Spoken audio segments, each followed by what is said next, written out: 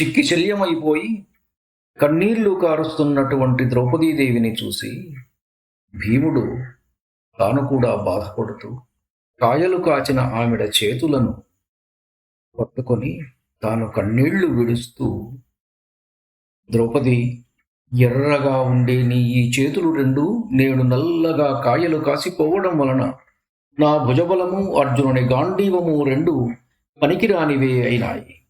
నేను అప్పుడే విరాటుని సభలో పెద్ద మారణకాండ జరిపి ఉందెను. కానీ అలా చేయకపోవడానికి కారణం యుధిష్ఠిర మహారాజు చూపే. లేకపోతే ఐశ్వర్యమదాంధుడైన ఆ కీచకుడి తలను ఏనుగు ఆటలాడుతూ వెదురు బొంగును తొక్కివేసినట్లుగా కాళ్లతో మట్టి కరిపించేవాడిని. ద్రౌపది, కీచకుడు నిన్ను కాలితో తన్నినప్పుడు నేను అక్కడే ఉండి నా కళ్ళతో ఆ దృశ్యాన్ని చూశాను. నాకు అప్పుడే ఈ మత్స్యదేశవాసులనందరినీ చంపేయాలి అని అనిపించింది. కానీ ధర్మరాజు అక్కడ నన్ను కళ్ళతోనే సైగ చేసి ఆ పని చెయ్యకుండా వారించాడు. భామిని, నేను కూడా ఆ సైగను గ్రహించాను గనుకనే నిశ్శబ్దంగా ఉండిపోయాను. మనం రాజ్యం కోల్పోయిన నాడే కౌరవుల వధ జరిగి ఉండవలసినది. దుర్యోధనుడు, కర్ణుడు, శకుని, దుశ్శాసనుడు వీరందరి శిరస్సులను నరికి ఉండాల్సింది. ఇదంతా ఆలోచిస్తే నా మనసులో ముళ్ళు గుచ్చుకుంటున్నట్టుగా ఉన్నది. శరీరంలో మంటలు రేగుతున్నాయి. శుశ్రోణి, నీవు చాలా బుద్ధిమంతురాలివి. ధర్మాన్ని విడిచిపెట్టకు, క్రోధాన్ని విడిచిపెట్టు. కళ్యాణి, ఒకవేళ యుధిష్ఠిరుడు నీ ఈ నిందను పూర్తిగా వింటే తప్పక మరణించేవాడు. శుశ్రోణి, అర్జునుడు గాని నకుల సహదేవులు గాని నీవు చేసిన నిందను వింటే వారు కూడా తప్పక మరణిస్తారు. వారు మరణిస్తే నేను బ్రతకలేను. పూర్వం భృగు మహర్షి యొక్క కొడుకు చవనుడు అనే ఋషి ఉండేవాడు. అతడు తపస్సు చేసి చేసి పుట్టగా మారిపోయాడు. అతని భార్య సుకన్య భర్తకు సేవలు చేసి సుఖాలు పొందింది.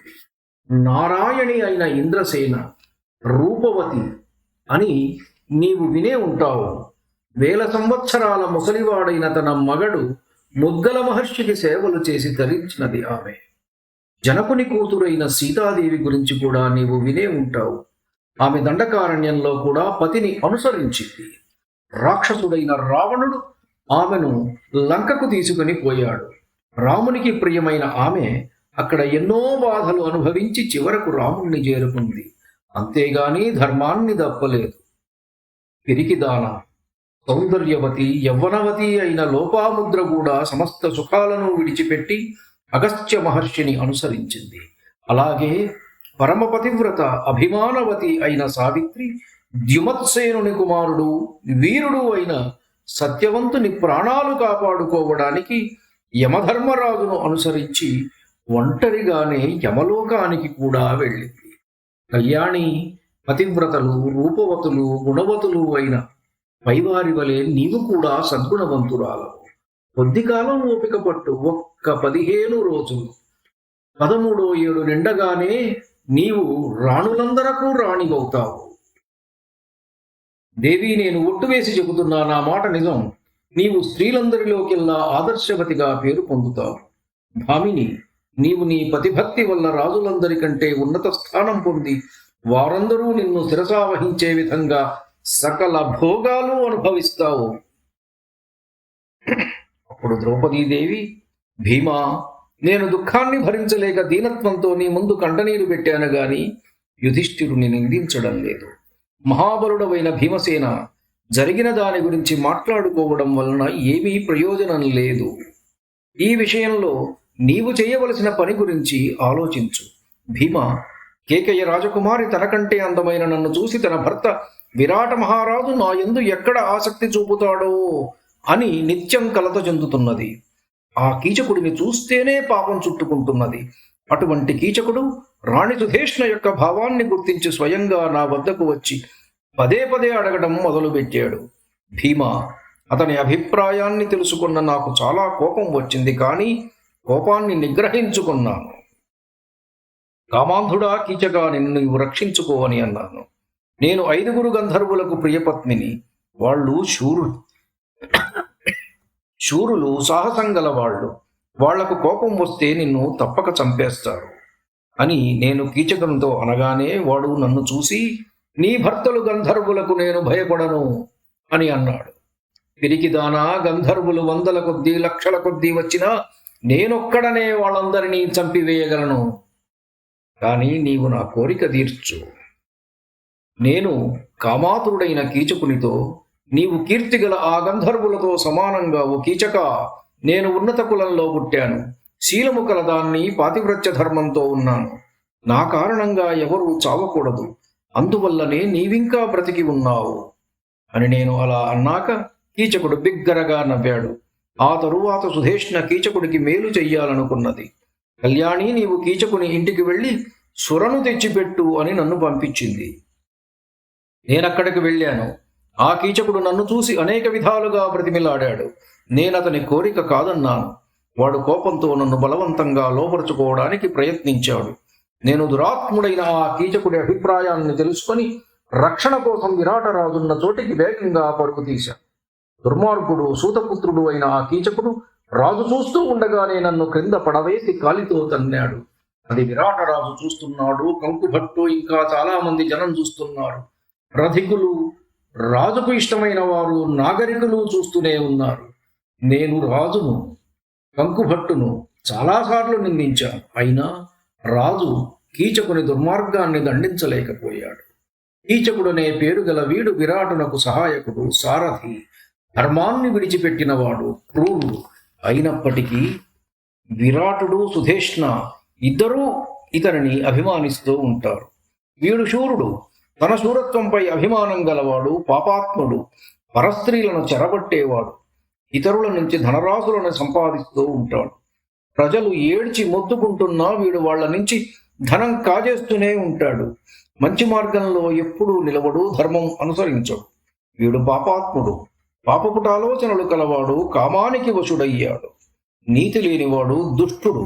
ఎన్నోసార్లు వీడిని నేను కాదన్నాను. వీడు నేను కనిపించినప్పుడల్లా హింసిస్తే భయంతో నేను ఏనాడైనా చచ్చిపోవచ్చు. ఈ స్థితిలో ధర్మం కోసం ప్రయత్నించే మీకు ధర్మహాని కలగవచ్చు. ఒకవేళ మీరు మీ ప్రతిజ్ఞ కోసం 13 ఏళ్లు వేచి ఉండాలనుకుంటే మీ భార్య బ్రతకదు. భార్యను రక్షిస్తేనే సంతానానికి రక్ష, సంతానాన్ని రక్షిస్తేనే తనకు కూడా రక్షణ కలుగుతుంది. ఎందుకంటే మనిషి తానే స్వయంగా భార్య ద్వారా సంతానంగా పుడుతున్నాడు కదా. అందువల్లే పండితులు భార్యను జాయ అంటున్నారు. వర్ణధర్మాల గురించి బ్రాహ్మణులు చెబుతుంటే విన్నాను. తన చేత రక్షింపదగిన భర్త తన గర్భంలో ఎలా పుడతాడా అని భార్య అనుకుంటూ ఉంటుందట.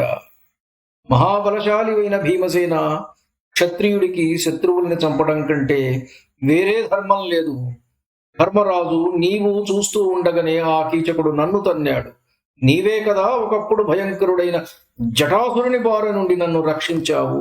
అలాగే జయద్రథుడు నన్ను అవమానించినప్పుడు నీ అన్నదమ్ములతో కలిసి అతనిని జయించావు. అలాగే ఇప్పుడు కూడా నన్ను అవమానించిన ఆ పాపాత్ముడైన కీచకుణ్ణి చంపు. భరతకుల శ్రేష్ఠుడా, ఆ కీచకుడంటే రాజుకు చాలా ఇష్టం. ఆ అండతో నన్ను వాడు బాధ పెడుతున్నాడు. కామంతో కళ్ళు మూసుకుపోయిన ఆ కీచకుణ్ణి రాతిపై కుండను పడవేసి కొట్టినట్లుగా కొట్టి చంపు. భరతకుల తిలక, నాకిన్ని కష్టాలు కలిగించిన ఆ కీచకుణ్ణి రేపు సూర్యుడు ఉదయించే లోపుగా చంపకపోతే నేను విషం త్రాగి చచ్చిపోతాను.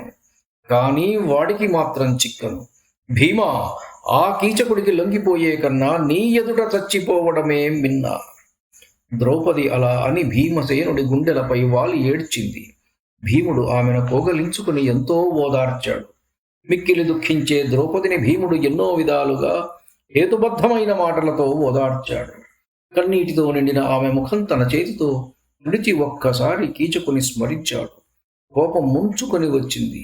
పెదవుల ప్రక్క నుండి జారే నీటిని నాలుకతో తుడుచుకుంటూ కార్తురాలైన ద్రౌపదితో భీముడు ఇలా అంటున్నాడు: ప్రియా, నేను నీవు చెప్పినట్లే చేస్తా. నేడే ఆ కీచకుని అతని బంధువులను చంపివేస్తాను. యాజ్ఞసేని, నీవు శోకము దుఃఖము విడిచి కీచకుణ్ణి ఈ రాత్రి మొదటి జాము నర్తనశాలకు రమ్మని ఒప్పందం కుదుర్చుకో. ఈ నర్తనశాలను విరాట మహారాజు కట్టించాడు. ఇందులో స్త్రీలు పగలంతా నాట్యం చేస్తారు, రాత్రివేళ ఇళ్లకు పోతారు. అక్కడ దృఢమైన చక్కటి శయ్య ఒకటి అమర్చబడి ఉన్నది. అక్కడ ఆ కీచకుడికి చనిపోయిన వాడి తాత ముత్తాతలను చూపిస్తాను. కళ్యాణి, నిన్నెవరూ చూడకుండా ఈ సంకేతాన్ని వాడికి తెలియజెయ్యి. ఎలాగైనా వాడు అక్కడికి వచ్చేటట్లుగా చెయ్యి అని తెలిపాడు భీమసేనుడు. అన్యుడను. నమస్కారం. మీ ఊటుకూరు జానకి రామారావు.